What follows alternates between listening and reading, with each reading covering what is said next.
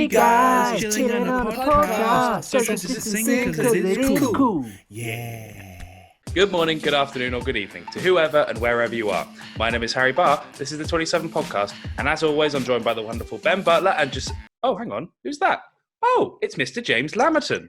Welcome to the podcast. Wow! Hello, everyone. Hello, I want my introduction. I want my introduction. Hello, everyone. And Joscel Manarambona. Thank you. Hi, Dave. Guys, Hello, how are you how are today? Decent, lovely stuff. Yes, very well. Thank you, Harry. How are you? I'm good, thank you. Yeah, it's been a good week actually. Yeah, it's been quite nice Another weather. exciting week in lockdown. Yeah, been lovely It's weather. been very windy. Very windy, yeah. Down here, and it's very windy, but it's meant to get really hot next week, like 20 plus not been degrees too for the bad. next 4 days. No, we've had, I think we had a tree fall down the other day actually near me. It was went from a walk. I was like, oh. That's how exciting life is at the moment. Exactly. We're talking about trees falling down. This is great content, guys. Okay, so for the listeners at home, we have Mr. Lamerton with us today to change things up a bit. So it's another episode of Learning with Lamo, and we decided that he might as well join us for most of the podcast as well. Oh. Yeah. So Very excited. I love listening to the start of the podcast. So it's great to be part of the first part of the podcast as well.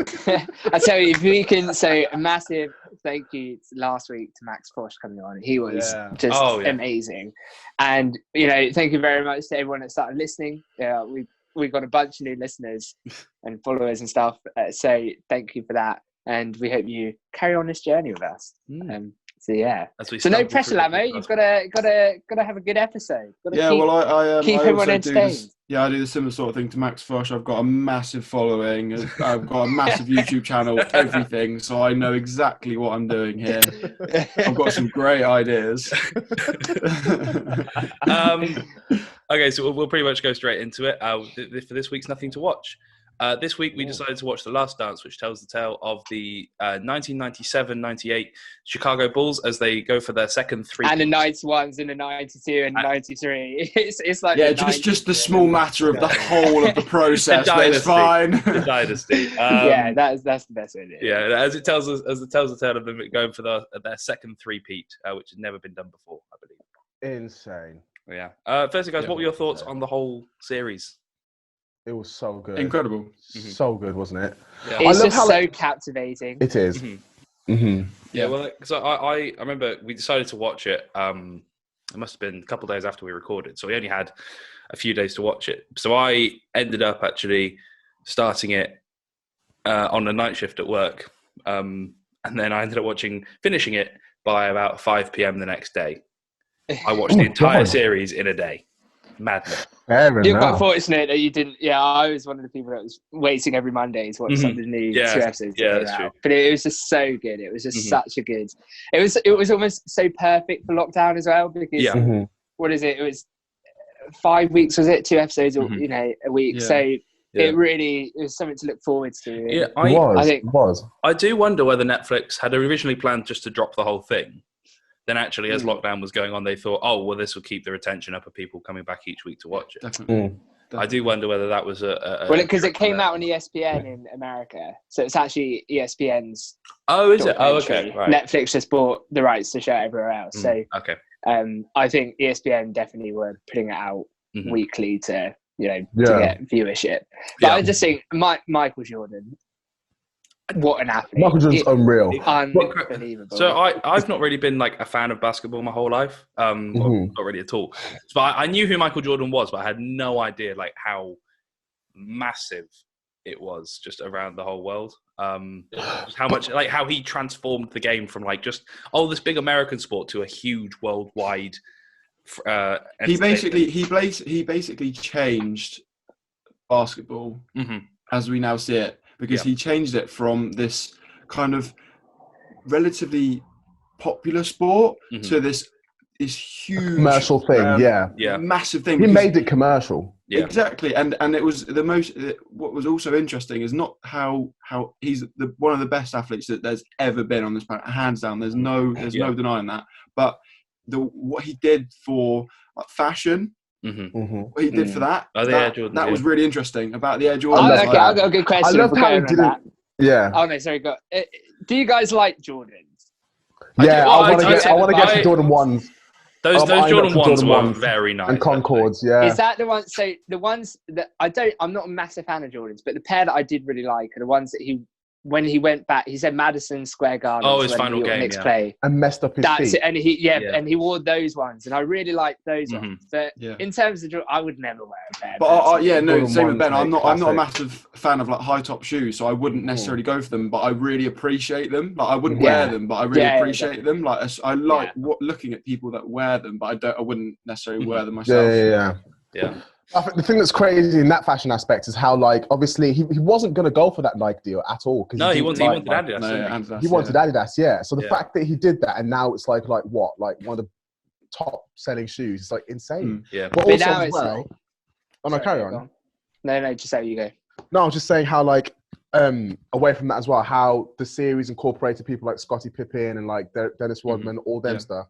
How they played a role in that thing, and how their roles almost elevated Jordan's role. Does that make sense? Oh yeah, and I think they were showing the stats from Scottie Pippen. It's like in the NBA he was second in this, second in this, second in this, third in this, second in this, second in this, like first in assists or something like that. And he was like the sixth highest player on the Bulls and 122nd highest player in the NBA. I think like it was really interesting. 122nd paid player. Yeah, he was on. Oh yeah. So little. That was where all of the disagreements came from, was because he was being paid so low. But that is fair enough. If you're literally, and you can tell when he was injured in some of those games and they just weren't performing. He obviously is such a core part of that team. Without Michael Jordan, you go to Scottie Pippen. Like it's just. I thought you were saying that it was fair that he was being underpaid. No. Hang on a second. No. I think he's massively underpaid. Yeah. No, so when the documentary started, I thought, this is just gonna be about Michael Jordan then. But then episode 2 was pretty much all about Scottie Pippen. Episode 3 was all about Dennis Rodman, and then and then after that, it kind of went through each series. So it was like kept on relaying like their first 5 titles back to like problems or ways they were able to get around obstacles in the 98 season, 97, 98. Yeah. So I have a question for you guys. Mm-hmm. Do you think so? A lot of the narrative that they look at is whether Michael Jordan is a bully or not. Mm-hmm. What is your opinion on that? I was going to touch on that. I think, one of the players, I can't remember who it was, but he brought it up perfectly. He said, he'll berate you in training. He'd shout at you. He'd trash talk you. He'd push you to your limits. And at the time, you'd absolutely despise it. You'd hate him. But then looking back on it, you'd think he was a great teammate. And if he hadn't have done that, he wouldn't have prepared us for winning all those times. Absolutely. If you have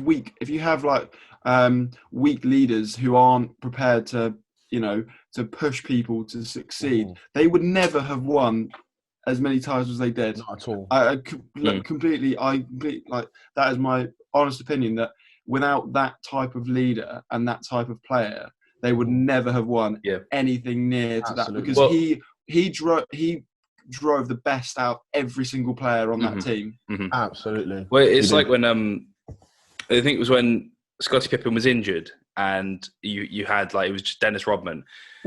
I think Michael said that there was a game where he got ejected, and he came knocking on his door and just didn't say sorry or anything, but he was just asked if he had a spare cigar, and he didn't say anything, but I know that he knew he was admitting he messed up. Made a mistake. But there's 2 minutes that I think it's at the end of episode 7 is my favorite part of the show, and it's Michael, and he watches something, and then he talks about winning, and he says winning is priceless, but it comes at a price. Not winning is priceless.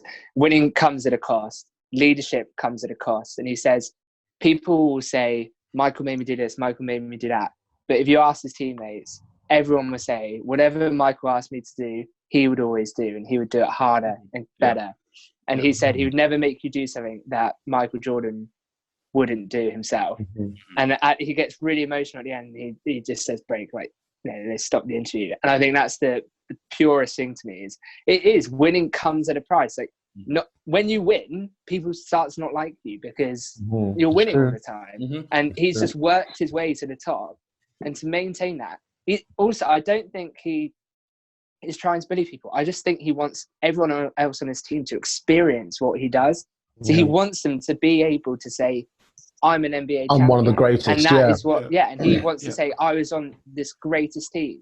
Like the moments when he passes the ball, like he knows he's in double coverage, there's 5 seconds left. Yeah. So he passes it to Steve Kerr to hit the winning shot to win the playoffs, or he passes it to John Paxson to hit the winning shots. Like that's what it is. Like Steve Kerr, like he's an amazing coach now, but that memory, he won a playoff game for the Bulls. Like that is going to live with him. Exactly. I think from the documentary as well, I think Steve Kerr is probably my favorite person in it because he's just so humble the entire time. He was just like, you know, I was so honored to even just be a tiny part of this massive Bulls machine that was able to win several franchises. Several championships. Yeah. It was that scene when like they're both sitting on the bench and Jordan turns to him and goes, "Are you ready?" He goes, "Yeah, I'm ready. I'm ready." And he passes it to him and he shoots and scores that winning shot. I was like, they go back to him and he goes, "Oh yeah, I wasn't ready. I had no idea what I was going to do." He was like, I had absolutely no clue what he was talking about. I was just like, yeah, let's go win. But one of my favorite. One of my 2 favorite parts of it was when Michael Jordan first got injured, his first injury, and how he went away and the Bulls didn't know what he was doing, and he went back to his college or university. He started training, and he started doing 1v1s, 2v2s, 2v3s, working up until back into 5v5s, and the whole time the Bulls don't know what Michael Jordan's doing. They think he's just recovering, just relaxing, you know, taking his time.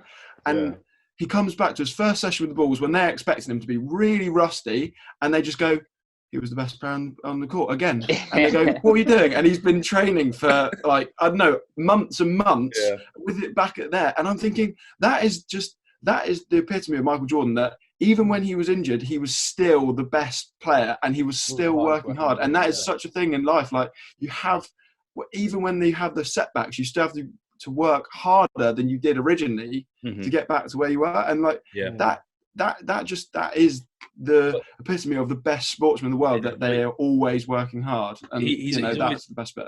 He's always had that instinct as well. And like, I can't remember which episode it was, but it was when he went out for a meal the night before one of the playoff series.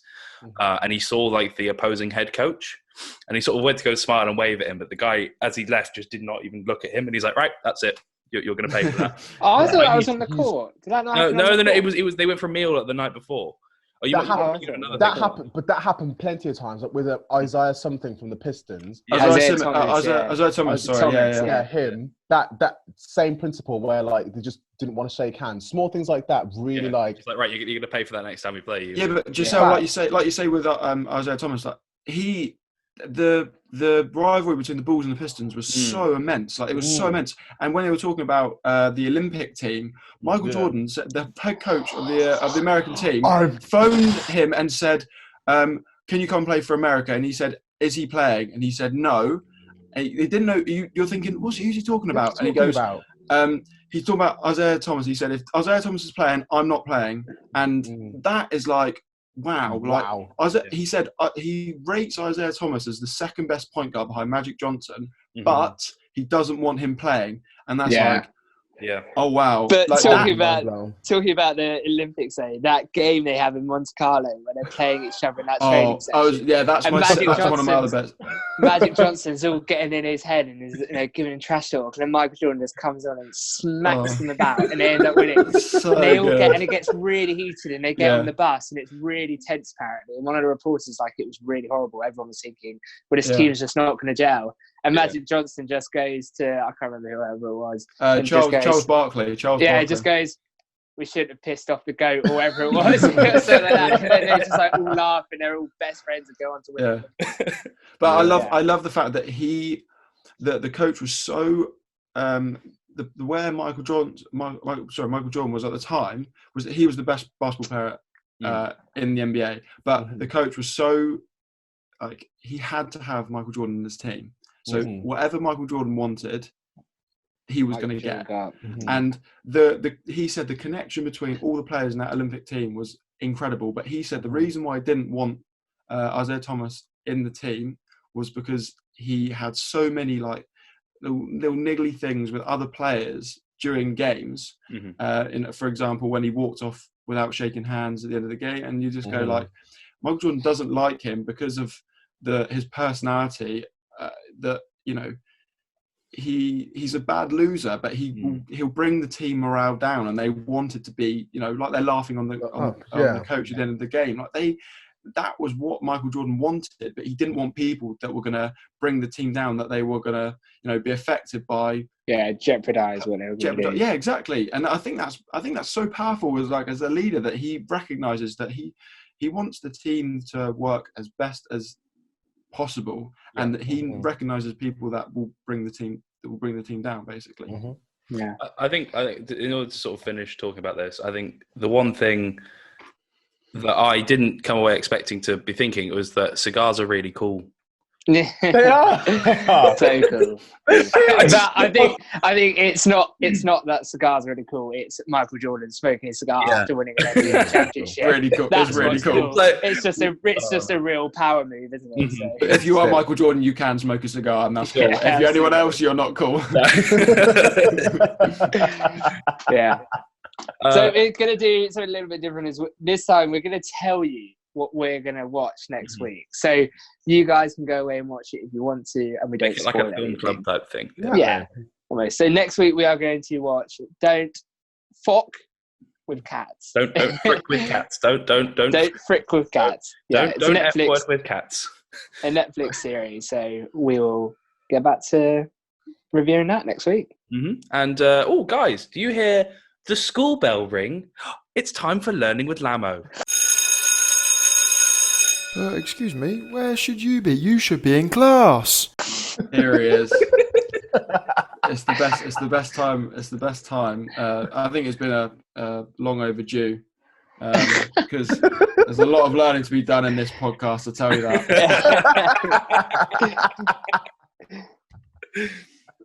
Do you want me to get started? Yeah, we'll get right into it. Yeah, crack on. Well, on the topic of The Last Dance, Larry Bird has seen Boston Celtics, one of the best players ever, hands down. The Twitter logo is actually nicknamed Larry after Larry Bird. Oh, really? I didn't know that. Has Twitter got any did the creator of Twitter or something, did he or she were they a Boston Celtics fan or something? I'm not sure, but I mean, it must have been some kind of link with basketball. Probably. I'd imagine it'd be the Celtics, but the logo is a bird. Yeah. So it quite makes sense. Yeah. It does make sense. True. It does make sense. True. Yeah. That is cool. Yeah. I do quite like sort of little So the nicknames for certain things that you don't realise. Well, I remember the Android logo has a nickname as well, but I can't remember for the life of me what it is, but it does have a nickname. And I remember when I found out, I was like, oh, that's weird. I mean, I just called it the Android logo, but well, the Apple one's just an apple, isn't it? Yeah. So... do you know why the Apple logo is that though? No.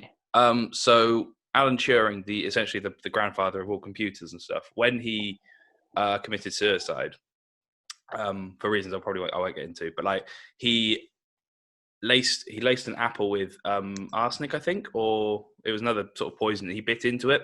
Yeah, and that's how he did it. Oh. There's lots of stories on why the Apple logo is what is, and I know that is one of them. That's interesting. Next one, obviously, we've just woken up. I definitely just have, but you are actually 1 centimeter taller in the morning than you are at the end of the day before you go to bed. The 6 foot club for 15 minutes. Exactly. So some people are actually, Joscel, for example, he's not now 4'7". He is actually nearly 4'8". How does that work? So during the day, when you go to bed, your the cartilage in your spine kind of expands, and then during the day, it kind of squashes, it depresses and squashes down, so you end up being smaller than that. So measure your height at the start of the day, and you'll be happier than don't do it at the end of the day. I'll tell you that. No wonder, because I watched a video of these pro athletes, and they were at some training day or something, and it was like this scout reviewing it, and he was saying, "Oh, we have to get up so early in the morning to do all the weigh-ins and stuff." No wonder they do it so early in the morning. It's only get an extra centimetre in their feet, isn't it? I wonder if it's I do wonder whether it's the taller you are, because obviously cartilage might be bigger, because you have bigger bones and stuff. You might be even taller. So like Michael Jordan could essentially be 6'8" in the morning, and then 6'6" when he goes to bed. That's why they played at night. So yeah, definitely. They'd actually be sure there was a level their actual heights. All right, today lads, we're playing at 5 a.m. I'm massive today. I'm dunking. I remember hearing that like a while ago, but yeah, it's crazy just how overnight you're in recovery or whatever, your body just goes, yep, it's going to be a little bit bigger today. Yeah. Doesn't last very long, sadly. So across your lifetime, the average person will spend approximately a year sitting on the toilet. What a fact that is. I tell you what, there is definitely a difference between mine and Harry. Yeah, I'd probably say. Having lived with Harry is on the toilet all the time. So Harry's looking at more like 5 years. Yeah. Harry's lifetime, a lot of it is spent on the toilet. That is such a weird thing. That's crazy. Surely it'd be more for females, because they sit down more when they're on the toilet. Oh, yeah. So all females will have a longer. What a weird thing to think about. Unless you go for a posh wee like myself, just sit down and have one. Sit down wee is always like you treat yourself with a nice wee. I don't think I've ever treated myself to a posh wee. But you got to try it. It's life changing. Although most of the time it does end up turning into a poo. But did you know this podcast is no. On that topic, that every month we wee enough to fill a bath. That's crazy. I'll tell you what, I definitely wee. You definitely You're nipping there all the time. It's possible. Yeah, but I don't sit down. I have such a bad bladder. We actually, with the American football team in second year, we did a pub golf, and I ended up getting taped up to Ben. And but it was me, Ben, and then another guy. So there were three of us, and I was in the middle with the dodgy ankle at the time. And we had a system of just going like one for right foot and two for left foot. So we never fell over. And Ben quite likes going to the toilet anyway when he's been drinking. It's not something I enjoy. It is actually Ben's party trick. Hey guys, look, I'm just going to the toilet again. This is my sixth time. Want to see me do it again? But I think it was like the third or fourth pub we were in, and like me and this other guy Johnny, we were stood talking to someone, and Ben was just going what, just trying to get us to move. I'm like, oh, Ben, I'm having a conversation. Like, I need a wee. I'm like, Ben, we went 10 minutes ago. Yeah, it is not good. It is not good. But it just means, I'm always hydrated. Always hydrated. I do drink a lot as well. That's the problem, is I drink a lot of fluids. I have about 2 pints of water per 30 minutes or so of the episode, just to keep my mouth nice and wet. Moist. Hydrated. Come on, Lamo, hit us with another. So I recently found out that animals avoid power lines because they can see the ultraviolet flashes. Oh. But the human eye can't see. The only mammals that can't see ultraviolet flashes are humans and apes. Which is really weird to think that there are animals that can see those sort of things as well, but we can't see them. Yeah. We can't see them. I mean, I guess it makes sense because like dogs and cats and stuff can hear high. Well, does it though? Because like, well, no, but like there's something they would have had adapted to. Yeah, but dogs and cats can hear higher and lower frequencies than us. Yeah. So like it makes sense how logically other animals can see higher frequencies and lower frequencies of light, you know. That's interesting. But which animal would you want to be if you could be an animal for a day? Because like animals have different things. There's like specialties that different animals have that we don't. But what animal would you really want to be for one day? For one day. I want to be a shark. I think some form of shark. bird. I want to see what it's like. Yeah, I love like the I love aquariums and I love fish and things. I think it'd be really interesting to like be probably able to go. You don't like fish? Well, not eating them. I enjoy looking at them. Fish are friends, not food. Yeah, exactly. I love it. That's what he wants to be. He's Bruce. That's who he is. He wants to be Bruce. I want to be Bruce. I'm not gonna eat you. I promise you, I'm not gonna eat you. But I love snorkeling and things. That's what I'd like to do. Get proper down there and go see everyone. I'll be a friendly shark. Friendly shark. Hi guys. Why are you running away? Lamo, do it again. I'm not gonna eat you. Oh my lord! I'd want to be. Harry, what would you be? I think I'd be like some form of birds, just to see what it's like to fly. I think that's quite a cool thing to experience. Are you okay, Joscel? I think we've broken it. So what animal would you be for a day? I'd love to be either a lion. It's really hard to be honest. Because it's only a day, so you want to like optimize all like exactly. the coolest animal, really. Yeah. Oh man, probably just a lion. You know, probably a lion. It would be cool to like properly roar. Exactly. Well, I mean, did you know that lions have? I'd be a respected animal in the jungle, mate. That would be. Firstly, it's like walking around the gym, Joscel. Bro, I'll be here now. But like, so I mean, firstly, lions don't live in jungles. They live in the like. Well, yeah, you know what I mean. Exactly. I found out this is why learning with Lamo is a new thing. I'm going to be telling Joscel where animals live next week. But we ostriches aren't in the sea, Joscel. But like, secondly, lions have really weak roars apparently. And for the Lion King, they had to. They tried to get lion roars, but they were too weak, so they ended up using tiger roars for the Lion King. Interesting, actually. Yeah, very interesting. Lamo, what would you be? Well, I kind of agree with Harry. I'd love to be able to fly. I think flying is the most incredible thing. I'm not going to be like a little sparrow or a blue tit or something like that. But I'd like to be like a golden eagle. I think because they're just fly around everywhere. Imagine you're late for work. I'm there. I'm flying. I guess a falcon because they're like the quickest animals as well, aren't they? Yeah. Falcon, leave the cheetah in the falcon. Yeah. Anyway, I think. Wait, no, hang on a second. I have got one last question, one last fact because this one was quite an interesting one last time. So, with all the social distancing going on at the moment, everyone is expected to be in England and Spain. There's a 2 meter distance rule. Okay, if everyone stood 2 meters apart from me, the whole population, the whole entire world, okay, we'd cover the whole of the United Arab Emirates.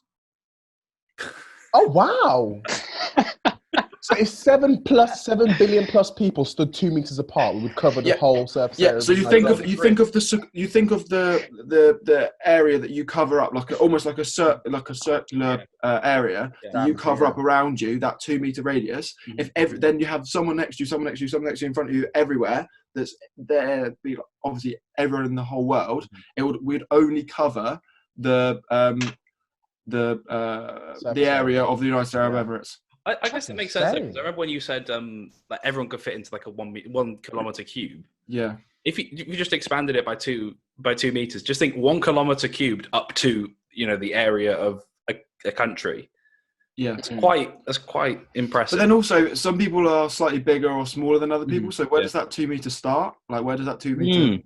go. It's like a Family Guy gag of you. You have your own gravitation pull. Yeah, that's crazy. That is interesting. Really interesting. Thank you so much for coming on again. Yeah, and welcome. Educating us all. It's very nice. And I think you've definitely made Jocel's morning. It's been a great laugh. We'll be doing one-to-ones with you on animals later. Okay. He struggles with those. Oh God! I think school's out, guys. You're dismissed. Another massive thank you to Lamo for coming on and imparting his wisdom. We'll now move on to our Q&A. I'm going to start with the first question. A question that I got asked personally was, am I scared of mice? And funny that person should ask me that, because a week ago... Who asked it? 2 weeks ago. Huh? Who asked it? Sophie Miles asked me this question. And his girlfriend. And... yeah, so 2 weeks ago, a mouse hopped into my bedroom window. I didn't realise I was downstairs cooking dinner, and then I came upstairs after I finished. And I was like, oh my God, I just saw like a scurry run across the door. I was like, oh my God, what the hell was that? I turned the light on, and this thing was looking at me in the corner. And like, we were locked eyes for a good 5 seconds. And I was like, holy crap. So I was screaming. I was like, ah, because I am scared of mice. It was just not the one. And instead of trying to chase it down, I actually just screamed. And then I kind of just like opened all the windows and doors, kind of just shoot it out the house. I was like, and I was chasing it. I've got some footage that's quite funny, but yeah, I can't do mice, man. I'm scared. I don't like mice. Nice. I mean, great. Thanks, Sophie, for that. We've found out some of Jocel's, how we're going to get Joscel around Halloween. Not the one, man. Just throw a mice in. Cool. Not cool. Ben, do you want to go ahead with the next question? Ella Barr, sister of Harry Barr, asks, if you could de-invent something, what would it be? I've had a big think about this, and I'm going to shout out Ben Crompton as well before I forget. He helped me come up with this answer. I would de-invent cigarettes. Oh, yeah! Honestly, I was thinking about it for ages. We were playing Family Simulator last night, and we were sort of going through questions about like what we'd say. A couple of them anyway, for ones that we thought would be a bit tricky. And I started thinking, I wonder if you could sort of like de-invent petrol to make it. And he was like, oh, externalities, because we both do economics. Externalities, and then we were like, cigarettes, sorted, bam, done. De-invent them. That's a good one. Mm-hmm. That is a good one. You'd save a lot of people's lives. Exactly. Personally, I would de-invent dating apps. I hate them. I hate them so much. I think they're just ego fillers, and I really, really don't like them. So I think it's just they can be either amazing for you or absolutely awful for you. You're not getting matches or whatever, then you feel like you're not worthy of people, and that's not right. And if you're getting loads of matches, you think you're the big person around town. So yeah, no, I would de-invent them. The boys know how much I hate them. So that's actually. I love how you've said no matches and matches, and I've just seen me here and I've seen Joscel there. I think you can guess who's the player out of the two of us. Yeah, it's me. I have thousands of matches. If I was to de-invent something, I would probably. Good thing Harry can edit. Yeah, I don't know what I would de-invent. What would I de-invent? It's tough. Yeah, it took me a long time to think about it. It kind of clicked to me in bed last night, actually. I don't know. Pass. Pass. All that thinking and just to say pass. Pass. And we can learn from our own mistakes. That's what we're going to say from that. Yeah. Go on, Harry. Our next question comes from Molly Biggerdake. When lightning hits the sea, why don't all the fish die? That's a good question now. I'll tell you what, and that is a good question because the Simpsons movie, there is a scene where Homer and Bart go fishing and he chucks a light in and all the fish come up because they die. But why do they not die? I don't know. That's the big man upstairs. He's looking down on us. He's looking down on those fishies. There's probably some like... As I said earlier, fish are friends, not food. So I'm glad they don't die. I want to eat you. I can eat you. The only thing I could probably say is like something to do with physics or chemistry, and the fact like it's salt water. Maybe I don't know. Maybe water isn't a very good conductor. I don't know. Over large. I don't know. Yeah. Stump me. I feel like there are so many possible theories that can be played here. Like the saltwater theory, not being a conductor, that's a good thing to go down. In my head, I was thinking, I mean, the sea is a very, very massive, massive, massive thing. For one little lightning bolt to electrocute all the fishes in that massive sea. Mm-hmm. Yeah. It's not going to happen, is it? So it's because the sea doesn't stop, does it? So yeah, you'd have to have like the whole world to be like a thunderstorm. Literally. So yeah, it probably won't happen. Ben Jones asks, have you learned any new skills or taken up any new hobbies in lockdown? Mate, I've learned how to. I'm joining Bake Off, boys. Joscel is recreating every Chris Brown dance you could think of on Instagram. I'm joining Bake Off. I'm basically part of diversity now. Everything. I'm just learning new stuff about me that I didn't know I had. Do they make scrambled eggs on Bake Off? I mean, they should, because my scrambled eggs are next to that's something else, boy. I'm telling you. And the brownies.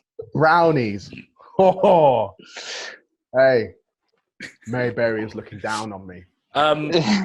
Speaking of baking, I haven't really started anything new hobby-wise, apart from maybe skipping and then the podcast. But my sister, big up to Ella, is like, she's learning how to make meringues. And I will say they are very tasty. That's cool. They are really, really good. That's cool. Yeah. Ben, have you me, I don't, off the top of my head, I can't think of anything. I've been doing a lot of gardening, which I've been enjoying. I've done some painting.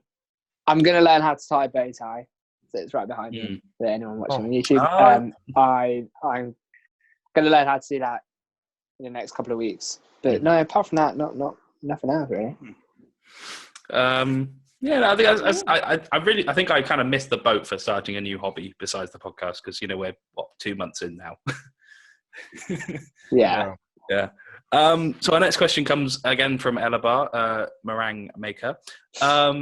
If you had the world's attention for 30 seconds, what would you say?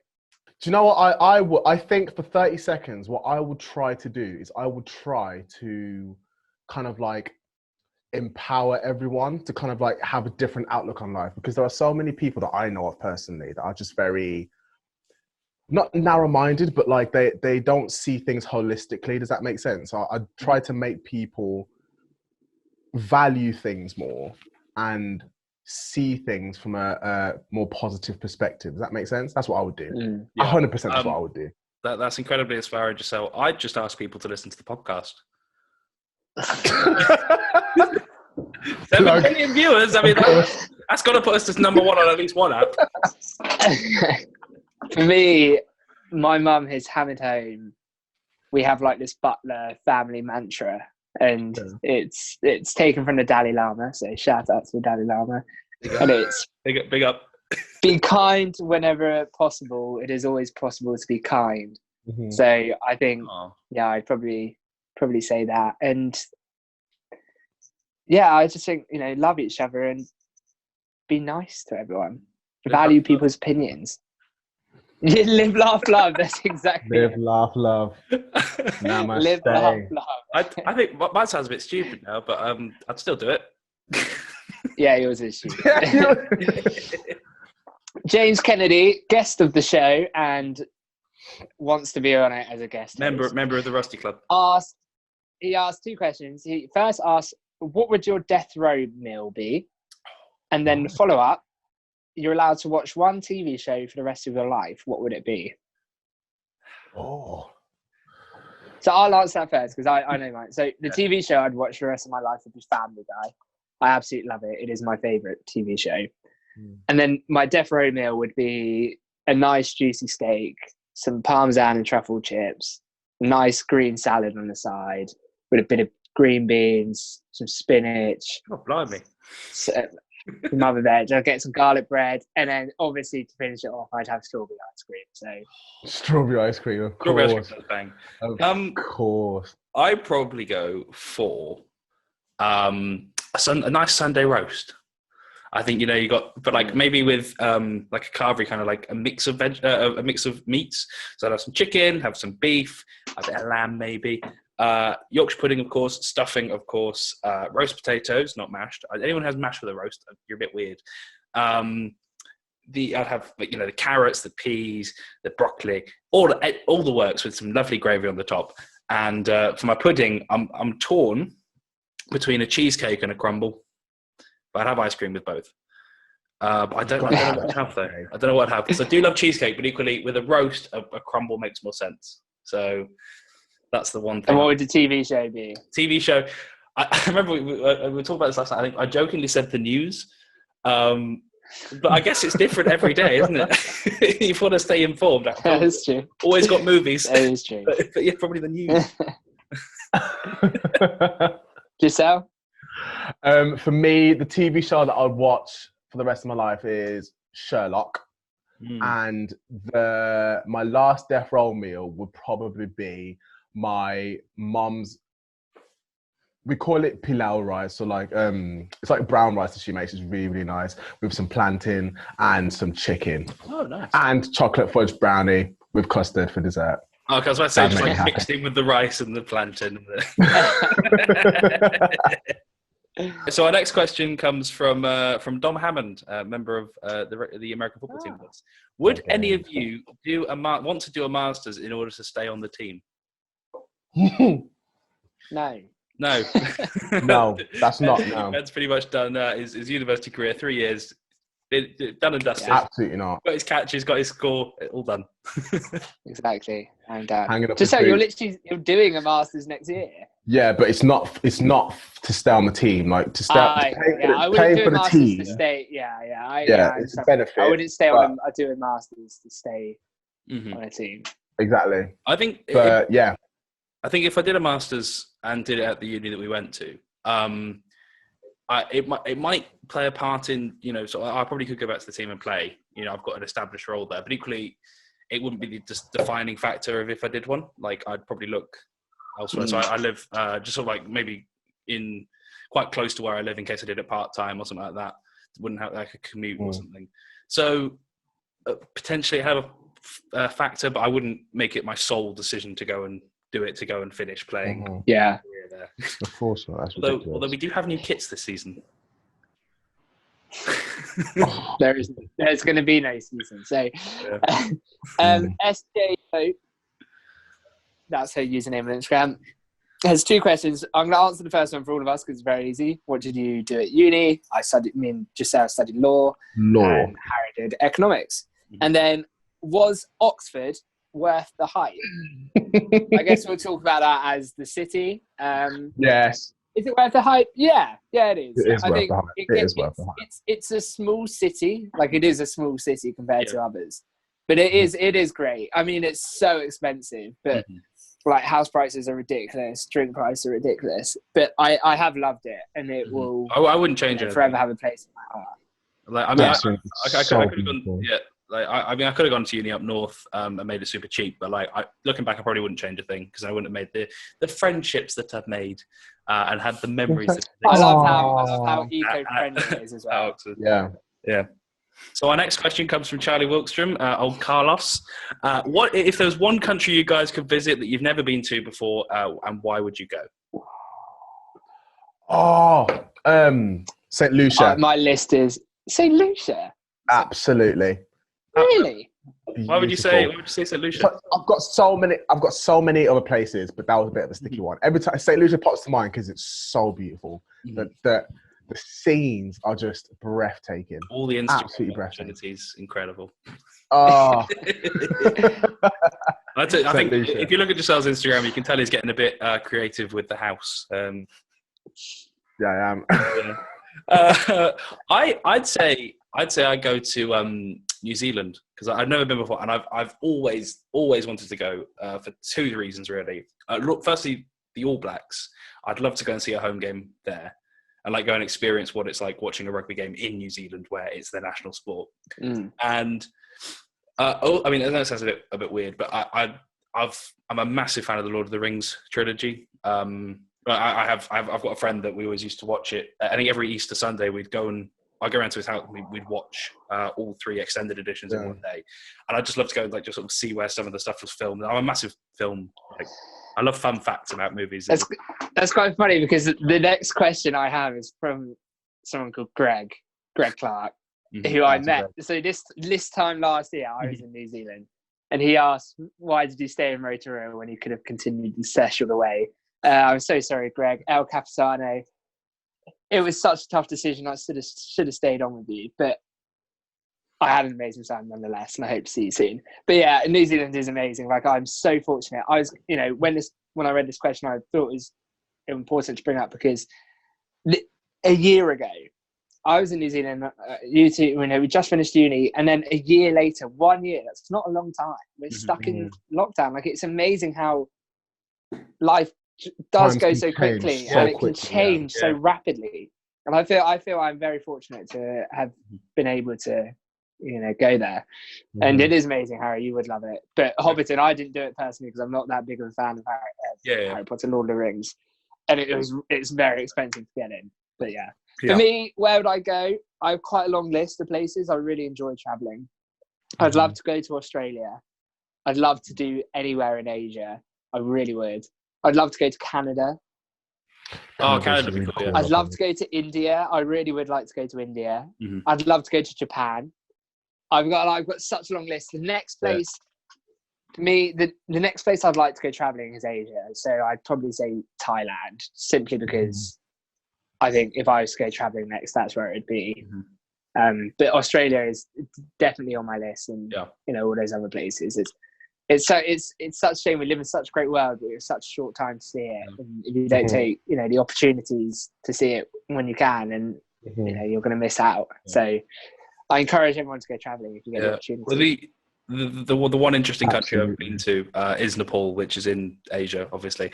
And I just have to say, it's one of the most interesting and culturally rich countries I think I've ever been to, and I'll never forget the experience I had there, which sounds a bit sort of pretentious, but it was incredible. And I'd do it again in a heartbeat.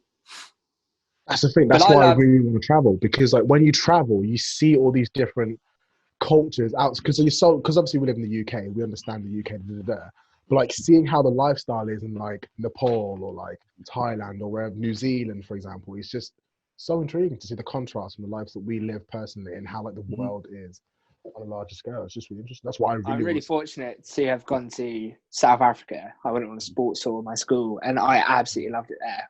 I think South Africa is an amazing country. Obviously, I don't agree with a lot of the stuff, the politics of South Africa, but the country itself is breathtaking. In my opinion, such an incredible country. I didn't like Johannesburg. I'm very open to admit that, but outside of Johannesburg, I think it's just so interesting and so pretty, and I'd recommend people to go there if you ever got. It's very cheap as well. Obviously, maybe not to fly there, but once you're there, it's very cheap. So That's a good question, Charlie. I have my final question here, which is actually quite fitting. It's from Damio Shoddy, another guy on the team a good friend of ours. He said, "How do you guys plan to stay in touch now that you're done with uni?" The podcast. This is it. Well, yeah, we talk quite a lot. We do talk quite a lot. We are pretty, we're very connected. Yeah, I think even in the holidays and stuff, we've always stayed connected, and we try and see each other as well. So there'll be opportunities for us to meet up, and we've got some nice little things planned, hopefully in the future. So I think we'll stay connected. I value these two a lot. So well, I mean, Ben, you were the one that suggested we even did the podcast, and you were like, well, it's a good way, forcing us each Sunday when we record it. Well, not forcing, but we want to do it. But it's making sure that we have at least an hour a week where we just talk and catch up, and then we get to your guest occasionally. So that's brilliant. Exactly. Thank you everyone who asked us questions. We definitely love doing this, and with this monthly Q&A thing is something we're definitely going to continue in the future. So thanks so much for listening again, guys, this week. We absolutely love doing this, and we will continue doing it no matter the support we get, and we're really grateful for everyone that does view, listen, share, subscribe, whatever it is. Next week we potentially have someone in the works. It is obviously a bank holiday weekend when we're recording this, so it might be a little bit delayed, but we'll let you know on Instagram if we do have someone. And yeah, we look forward to seeing you back next week. So thank you very much for listening. Joscel, you're going to do your goodbye greetings in whatever language. Adios. Hasta luego. Eid Mubarak to all the Muslim fam out there. We love you all. Thank you. Peace out. Good night. See you guys next week. Bye.